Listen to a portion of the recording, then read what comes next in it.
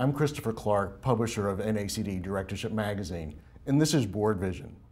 Our topic today is one of my favorite ones, realized and realizable pay. I'm joined today by Eric Hosken of Compensation Advisory Partners. Welcome, Eric. Thanks for having me. The conversation about those terms have been somewhat definitional. I want to go beyond that, and I would like you to answer how you make those terms and situations right for your company in particular. Well, I think that it's evolving over time how companies are approaching alternative pay definitions.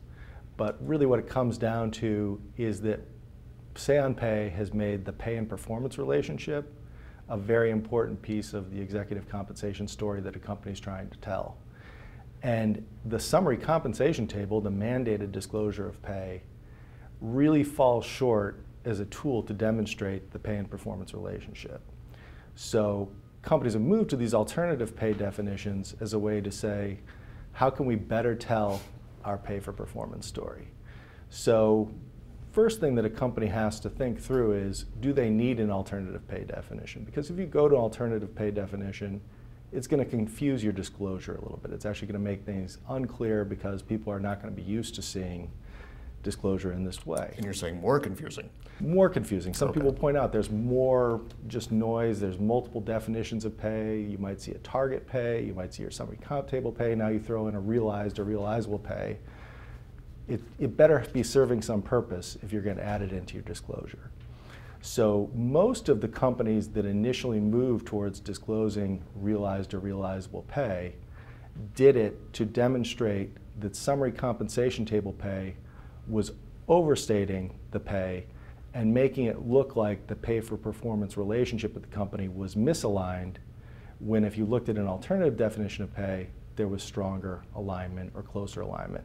And typically that alignment was total shareholder return went down, summary comp table pay may have stayed flat or gone up, but if you looked at realized pay or realizable pay, those were lower than what the summary comp table pay was and were more in alignment with the movement in stock price. So would you agree that in terms of a tool, it's complementary, spelled with an E, to the traditional, and it's supposed to be less confusing or more accurate in terms of the overall disclosure? Yes, so it's more accurate in that summary comp table pay has one real big problem with that, and that is that the biggest single part of pay for a CEO or other senior executive is the long-term incentive pay.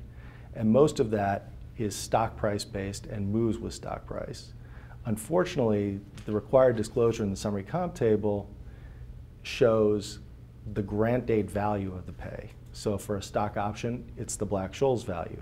For restricted stock, it's the face value on the date of grant. For performance plans, it's the target value at the date of grant or the fair value at the date of grant. So in all those cases, it's an opportunity, but it's not the amount that the executive is ultimately going to earn or could potentially earn. And that's really where the superiority of realized or realizable pay come into play, is that they are better at showing how stock price movement will translate into movement in the compensation that the CEO actually takes home or the pay that the CEO could potentially take home. What are the specific benefits, which you touched on, but also the larger risks?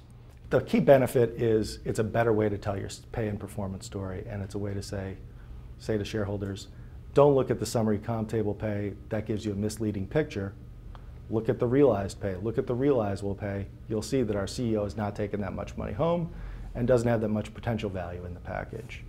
The risks are that once you do this once, you set a precedent. You can't you stop. set a precedent, and if you stop, it raises a red flag, or it might raise eyebrows about, oh, the story probably changed, and they want to selectively disclose the relationship. When it looks good or makes their story look better, they'll disclose it, but when it works against them, they won't. If you could give our viewership either a heads up or an outlook for the tail end of 2014 in terms of the overall compensation design process, what would you say to them? I'd say, you should be looking at realized and realizable pay internally no matter what. They're useful ways of looking at the pay and performance relationship. and looking at how much pay either was actually earned by your executives or could potentially be earned. I think the decision about whether to disclose it is a different one, and you really have to think about what does this add to the story we're telling to investors in our proxy statement, and is it something that we'd be comfortable disclosing year over year? I just would want to caution there's one other thing out there, which is that there's regulation on pay disclosure. So the SEC is taking a very long time to implement Dodd-Frank requirements on pay. One of them is enhanced disclosure of the pay and performance relationship. Right now, there's really more questions than answers. We know that there's some enhanced disclosure that's going to be required, but we don't know who it's going to apply to. We don't know how they're going to define pay. We don't know how they're going to define performance, and we don't know what time period they're going to look at it over. So there's a lot of open issues, but that could, in an ideal world, it might create a standard way of showing alternative pay definitions, which would make it easier for investors to compare across organizations, but unlikely that that's going to be the outcome. Eric, I wanted to thank you for being spot on today. Well, thank you for having me.